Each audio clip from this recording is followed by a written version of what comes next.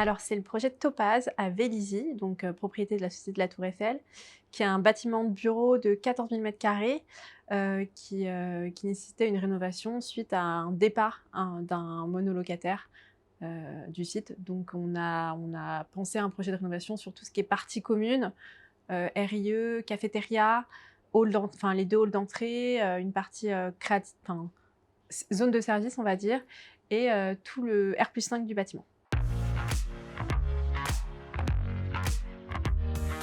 On a intégré du réemploi, donc un peu «tardivement» entre guillemets sur le projet, on s'y est vraiment mis, enfin on s'est vraiment dit qu'on allait s'inscrire dans la démarche à partir de la phase APD, et du coup on a intégré une partie dès la phase APD en pensant à un RIE, on va dire, avec des matériaux de réemploi et de réutilisation, donc de la conception à la réalisation. Et après, on a intégré, on a pris avec nous un AMO économie circulaire, en phase, DCE, qui nous a accompagnés dans la rédaction du DCE et dans le choix des entreprises. Et après sur toute la partie, mission d'exécution. On a par exemple refait, tout le plateau du R+5, en moquette de réemploi. Donc c'est à peu près 1 500 m² de moquette, donc c'est quand même, assez important. On a déposé les cloisons, qui étaient déjà sur le site, pour faire après du réemploi in situ derrière. On a une grosse part de notre mobilier qui vient du réemploi, toutes nos chaises, une grosse partie de nos chaises au niveau du RIE, tout le carrelage, extérieur, c'est un carrelage de fin de stock, donc réemploi fin de stock. Tous les agencements aussi du RIE sont faits, en matériaux, enfin en réutilisation.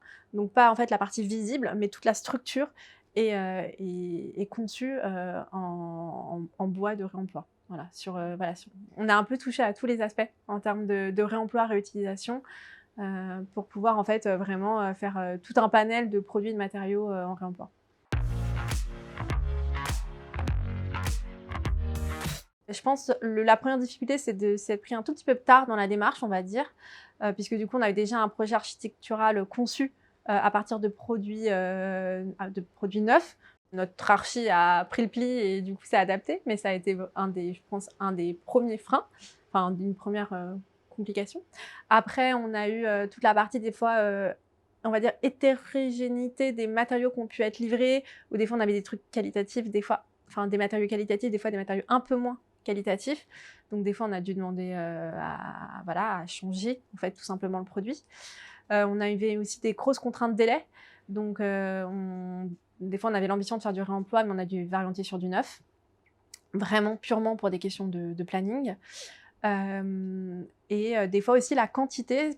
Si je prends l'exemple du carrelage qu'on a utilisé dans les extérieurs, on avait prévu une quantité, on a eu pas mal de pertes, au moment des découpes, et comme on était sur un achat de matériaux en réemploi, on n'avait aucun moyen en fait de racheter en fait, le quantitatif manquant. Donc ça, typiquement, ça a été un frein, au projet. Enfin, ça a été un peu les limites du réemploi sur le projet, quoi.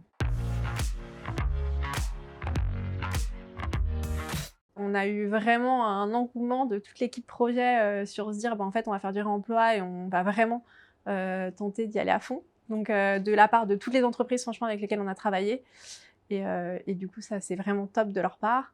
Le rendu final, sur les produits qu'on a pu avoir en réemploi, enfin en faisant des compromis, mais du coup, on est quand même le résultat est vraiment cool. Et alors que voilà, on a dû faire des finitions en neuf, mais on sait que derrière, il y a plein de choses en réemploi. Donc vraiment, le projet global est satisfaisant, et je pense que voilà, il est satisfaisant pour tout le monde. Et voilà, dans l'idée globale, on sait qu'on va un peu après, on va essayer de systématiser la démarche maintenant qu'on a réussi à se dire que c'était possible, donc on va essayer de faire mieux, mais voilà.